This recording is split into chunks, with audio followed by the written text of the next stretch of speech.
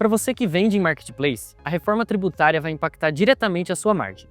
Ela trouxe um mecanismo chamado Split Payment, e ele altera algo muito importante na lógica de precificação. Antes, o imposto passava pelo seu caixa. Agora, ele pode ser retido automaticamente no momento da venda. Pode parecer um detalhe fiscal, mas na prática muda como você calcula preço, margem e capital de giro. Hoje, eu vou explicar de forma simples o que é o Split Payment, por que ele muda a lógica de preço no e-commerce e o que sellers precisam começar a revisar agora. O Split Payment é um mecanismo criado dentro da reforma tributária. Ele funciona assim. Quando uma venda acontece, o pagamento do cliente é dividido automaticamente. Uma parte vai para o vendedor e outra parte vai diretamente para o governo como imposto. Veja um exemplo simples. Uma venda de R$1.000. Se o tributo for R$200, R$800 vão para o vendedor e 200 vão direto para o governo. Ou seja, o imposto não passa mais pelo caixa da empresa. Esse modelo foi pensado para reduzir inadimplência tributária e aumentar a transparência na arrecadação. Mas para quem vende online, ele cria uma consequência importante. A lógica financeira da venda muda.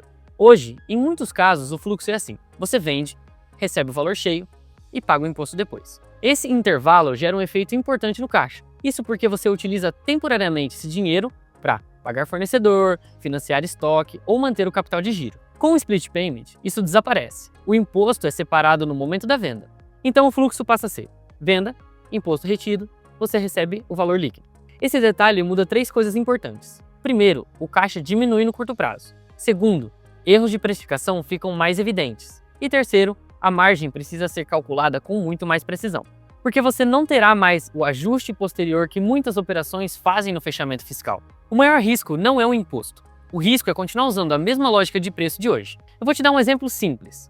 Um produto vendido por R$100. Então suponha que são 25% de imposto, 16% de comissão do marketplace e o custo do produto de R$50. Com o Split Payment, dos R$100 da venda, R$25 vão para o imposto e você recebe R$75. Agora entram os outros custos. Se a comissão for 16% sobre o valor da venda, são R$16. Então sobra R$75 menos R$16 da comissão e R$50 o custo. Margem final, R$9. Percebe o problema? O mesmo preço que parecia saudável pode deixar de ser viável. Isso acontece porque a ordem das deduções mudou.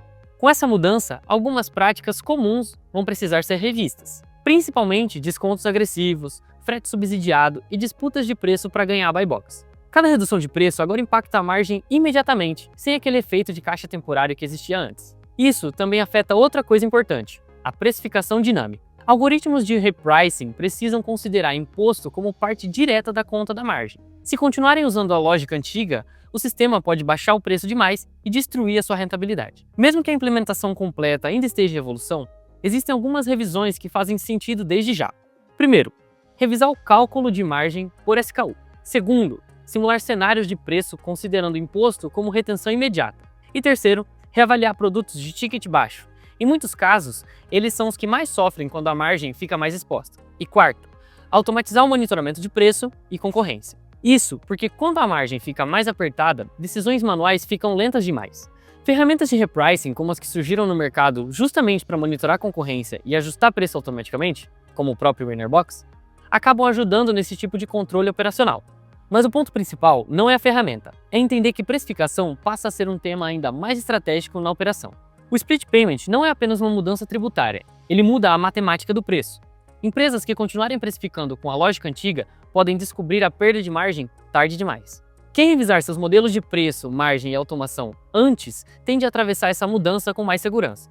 Se você vende em marketplace, vale começar essa análise agora, porque no novo modelo, a margem deixa de ser uma estimativa e passa a ser visível na hora da venda.